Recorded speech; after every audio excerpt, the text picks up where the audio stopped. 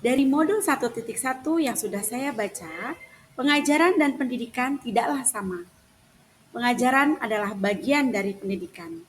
Pengajaran adalah pendidikan dengan cara memberi ilmu atau pengetahuan, serta juga memberikan keterampilan, kecakapan kepada anak-anak yang keduanya dapat memberikan manfaat bagi anak-anak, baik secara lahir maupun juga batin. Sedangkan pendidikan adalah menuntun segala kodrat yang ada pada anak-anak itu, sebagai manusia dan sebagai masyarakat, dapat mencapai keselamatan dan kebahagiaan setinggi-tingginya, sesuai dengan sistem Among dari Ki Hajar Dewantara, yaitu adalah Ingarso Sungtulodo, yang berarti di depan guru harus memberikan teladan seluruh aspek kehidupannya. Yang kedua, Ing Madya Mangunkarsa. Seorang guru harus bisa membangun semangat, motivasi, dan gairah hidup untuk menuju masa depan yang lebih baik. Dan yang ketiga, yaitu adalah Tutwuri Handayani. Artinya dapat mengikuti dengan baik terhadap para murid yang telah menunjukkan sikap perilaku yang baik, jujur, dan juga cerdas. Pemikiran Ki Hajar Dewantara yang kedua yaitu adalah kodrat anak merdeka. Merdeka secara batin mengacu kepada pendidikan, merdeka secara lahir juga mengacu kepada pengajaran. Manusia merdeka adalah manusia yang hidupnya lahir dan batinnya tidak tergantung kepada orang lain. Merdeka di sini artinya yaitu adalah melarang adanya paksaan kepada anak didik, karena akan mematikan jiwa merdeka serta kreativitasnya. Merdeka belajar memberikan kebebasan bagi guru dan siswa untuk menerapkan sistem pembelajaran yang efektif dan menyenangkan, sehingga nantinya turut meningkatkan kualitas sistem pendidikan nasional. Pemikiran Ki Hajar Dewantara berikutnya yaitu adalah kodrat anak bermain. Permainan anak itulah yang sebenarnya adalah pendidikan. Dalam hal ini, pendidik harus memahami bahwa kodrat anak adalah bermain, sehingga pembelajaran bisa diintegrasikan dengan bermain sambil belajar ataupun belajar sambil bermain. Pemikiran Ki Hajar Dewantara berikutnya adalah konsep padi dan anak-anak. Pada hakikatnya, petani dan pendidik memiliki kewajiban yang sama. Pendidikan layaknya sebuah taman atau sawah. Taman di mana merupakan sistem tempat untuk tumbuh kembangnya tanaman. Petani yang rutin merawat, hal yang ditekankan yaitu baik buruk hasil tanaman.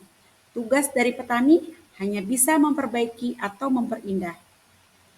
Ibarat petani sebagai guru yang menyebarkan benih atau bibit padi tidak bisa memaksakan tanaman padi menjadi tanaman lainnya.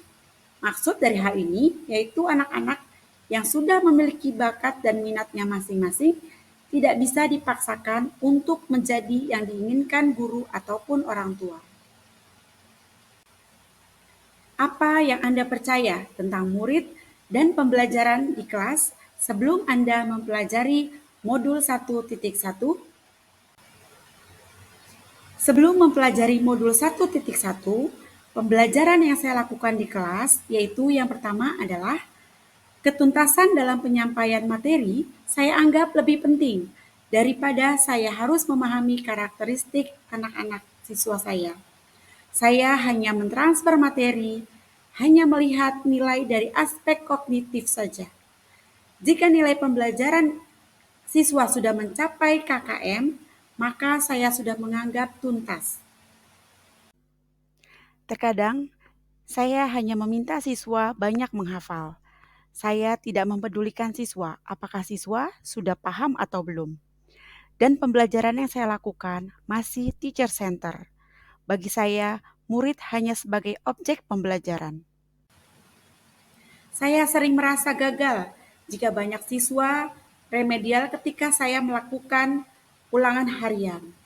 Dan yang terlebih penting, saya juga kurang memperhatikan keunikan dari setiap siswa.